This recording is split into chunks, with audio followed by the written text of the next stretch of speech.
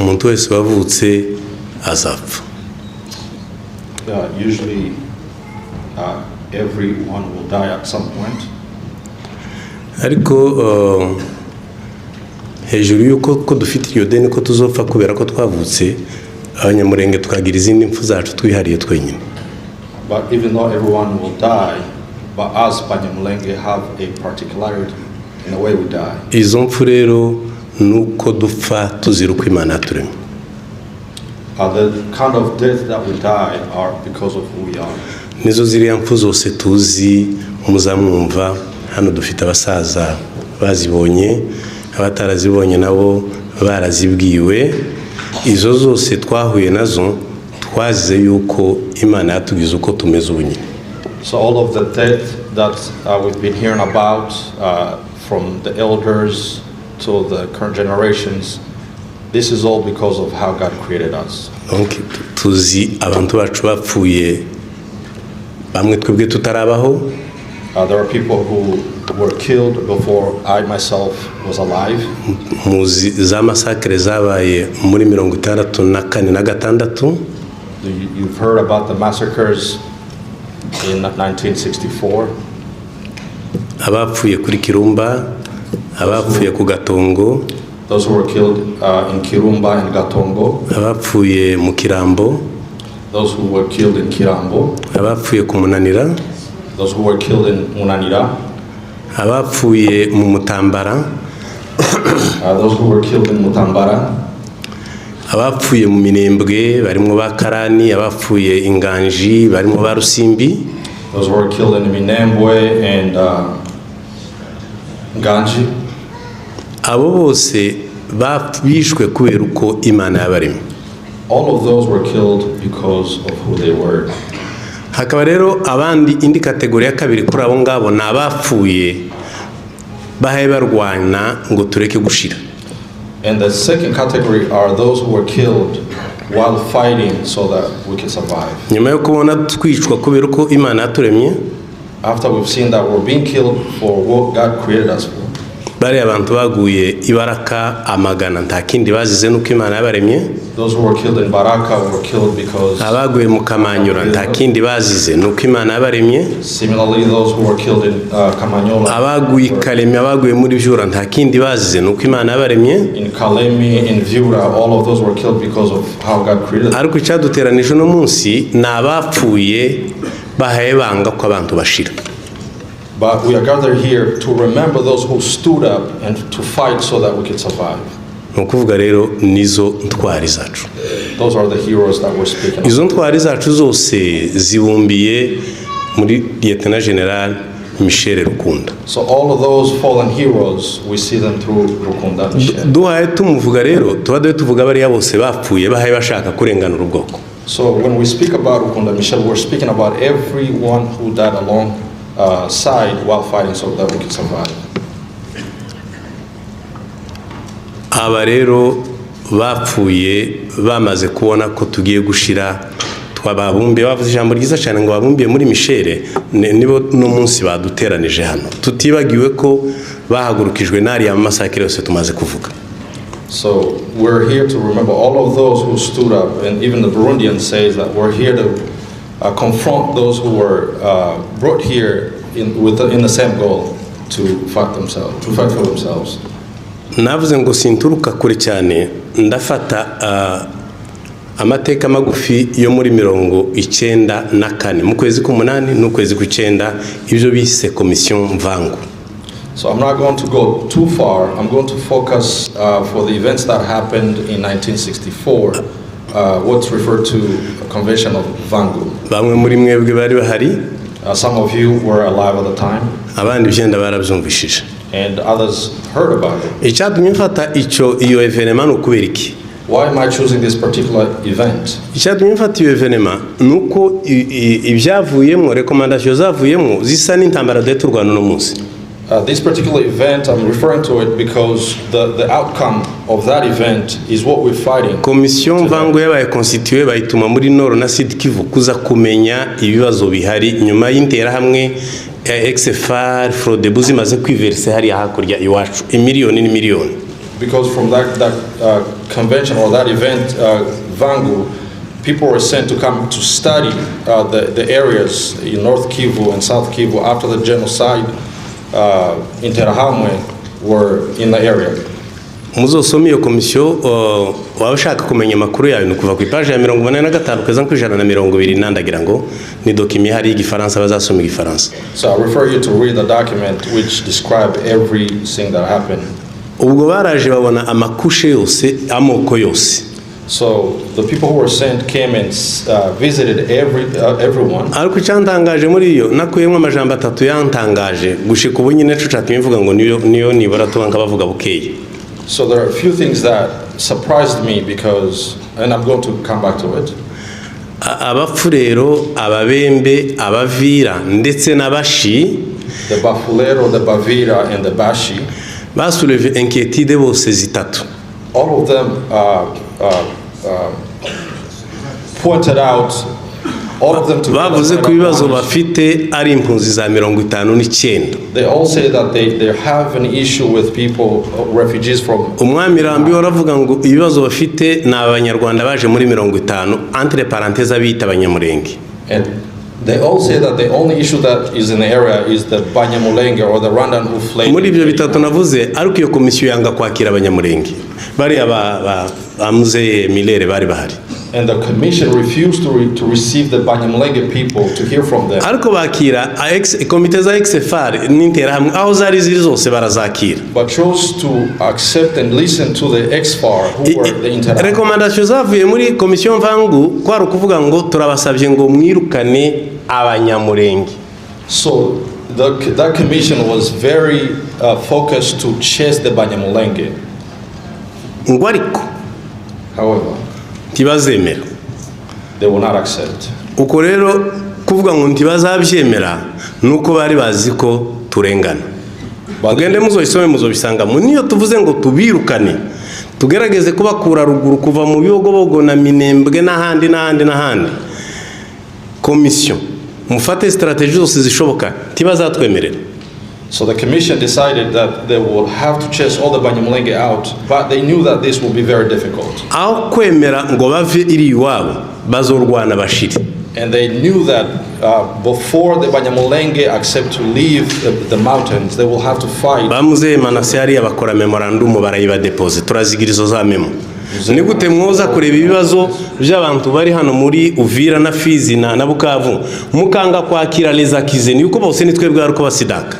So, and people were asking themselves, how could you come to hear from the populations and you fail to speak to those who are being... Ndakeka ko batari bazi ko bakiriye interahamwe. Ariko komisiyo tumaze kubona ibitabo dusanga bakiriye delegation z'interahamwe. Nobody knew that they have received this commission from interahamwe. Kandi muri iyo komisiyo ababembe bavuze ko n'abapfurero ko hari training ikomeye cyane y'Abanyarwanda mu Rubirizi n'iy'Abarundi mu Ruvunge. Ati bafite training nini ico dusabira ziriya mpunzi no kubakora amatoilette meza. Ariko ico kumwe tubasaba nka guverinoma y'Kinshasa mutwirukanira Abanyamurenge. So they asked the government to care for the refugees that were in Sange, but all the other population asked that all Abanyamurenge be kicked out. Umuntu akibaza ngo icyatumye bavuga ngo niyo tubabwiye gutyo nimudafata ingamba n'ibikoresho bikomenti bazabyemera wese wo kwibaza ngo niki cyatumye bavuga gutyo muzoyisome muzobisangamo. So all of those tribes warned the government. They say you need to come with heavy artillery because these people will not accept. Icyatumye bavuga gutyo nuko bari bazi ko murengana. And they say that it would be difficult to chase you out. They knew that you were being falsely accused. Bari bazi ko ni twaye tubarenganya abangaba nibave hano duturana na zino nterahamwe n'abantu ba FDLR baje kubahani wacu. So they were aware that they were being falsely accused, but they were okay to live with the interahamwe. Muri ya decision yasohotse muri 1995 ivuga ibirya yo kutunyaga ubwene gihugu naho ngaho byari byavuye mu ma differente commission y'ama communauté ababembe abapfurero n'abavira nico cifuzo bari batanze muri Kinshasa. So they even had a wish to remove nationality from our people. It came from all those. Nabiriya Rwabanji buriya yavuze ibyanditse ibyo amategeko yasohoye. So they were going by what was written in those conventions. Ako karengane rero kuvuga ngo ntibazemera kurengana umuntu yo kwibaza ngo niziye mpamvu nuko bazi ko hari haruguru ari wacu.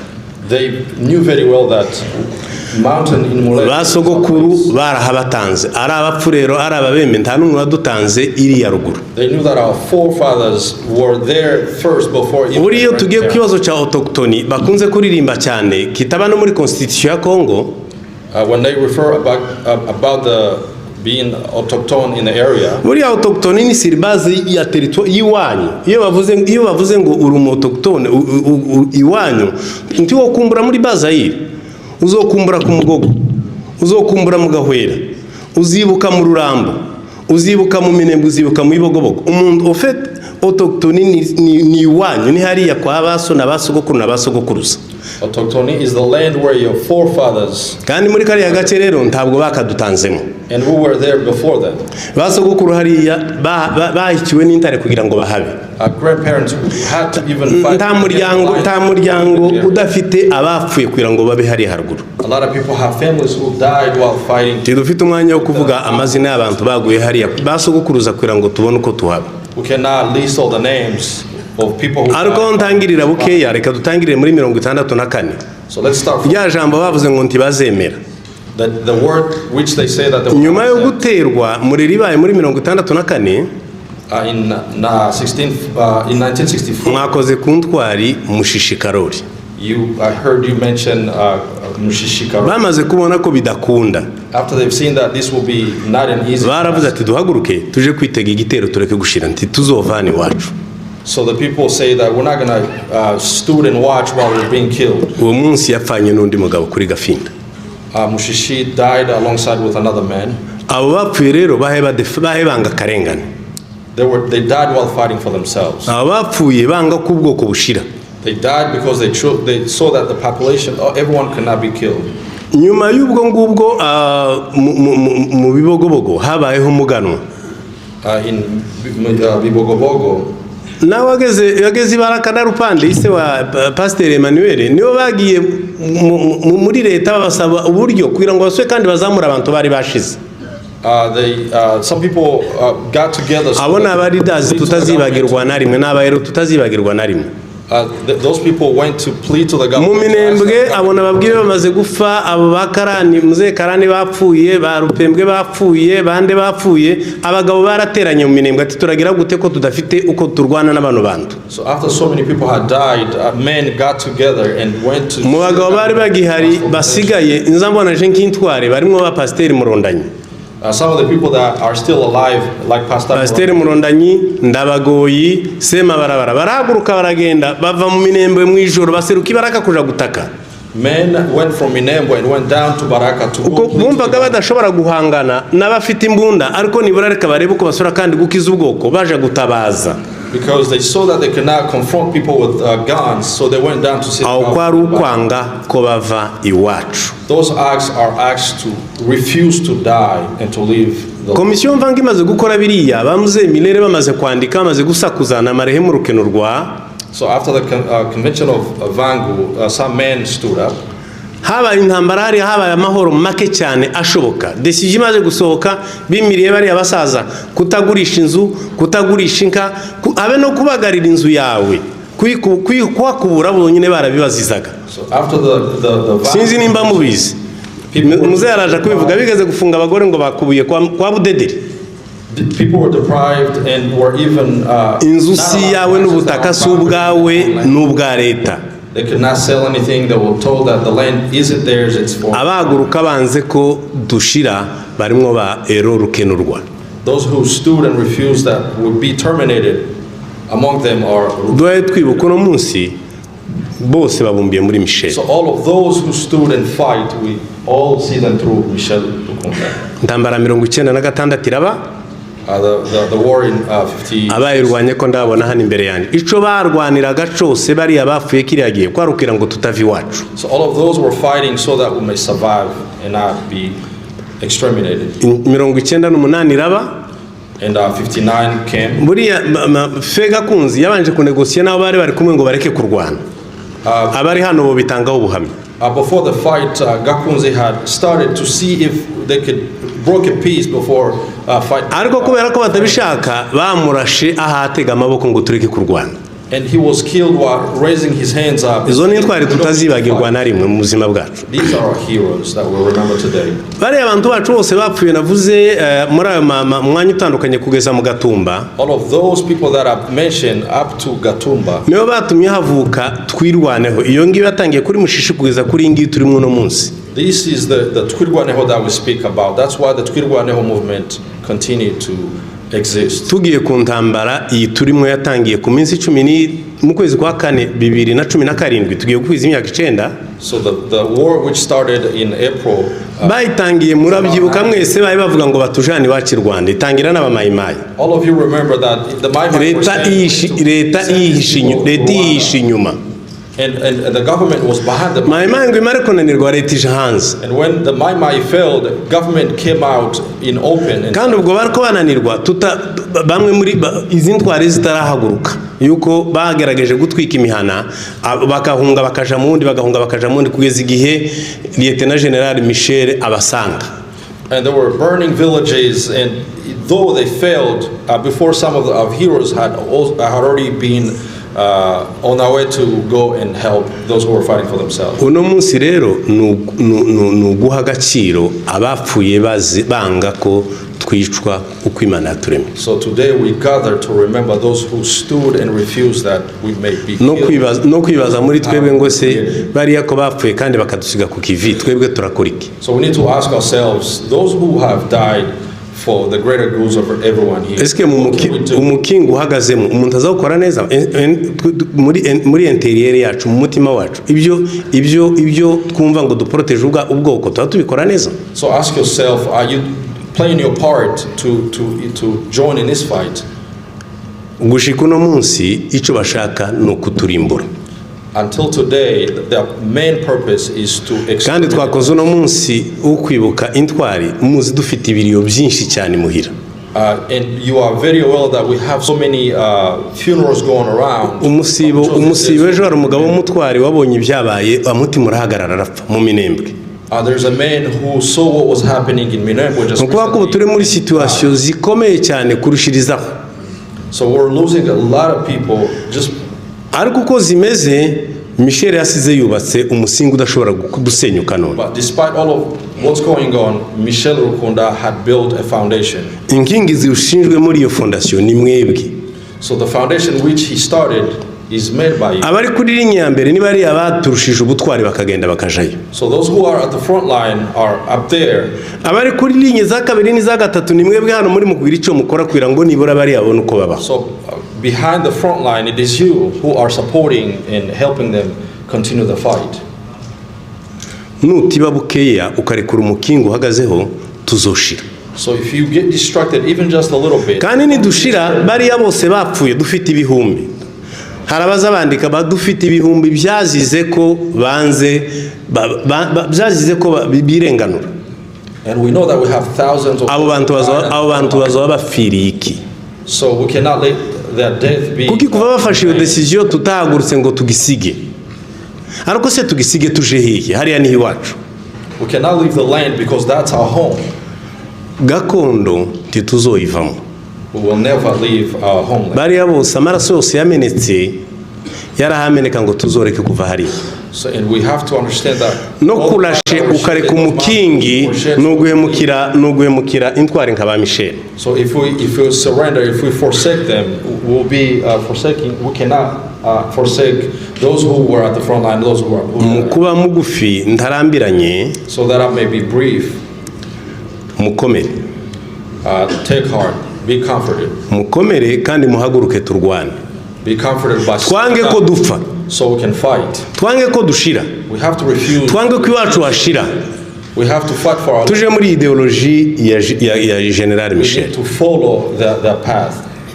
Tuje muri ideology y'abariya bose logique yabo y'abariya bose banze kugusiga iwacu bakamena amaraso yabo hari. To follow through the steps and follow their ideology who stood up and refused to die. Mukomere. So take heart. Mureke gucika intege. Do not be discouraged. Yuko mu rugambi yo mucitse intege muratsindwa. Because when you're discouraged, you may even ubundi kandi abamaze kwitaba bose nibirya yavuze ngo ni igitambo cavuye mu muryango. And all of those who have died, these are the sacrifice from families. Ni sacrifice. Message yewe ya nyuma yaravugaga ngo iki gihugu tuzokigura amaraso y'agaciro gakomeye. These are the sacrifice. He even mentioned it. He said we will have to give a greater sacrifice so we can live in the land. Tureke gutwarwa n'ibituriho. Let's not be distracted with what's going on. Tuhaguruke dukore tuzotsindira ya rugamba. Let's stand up all together so we can fight and survive. Murakoze. Thank you.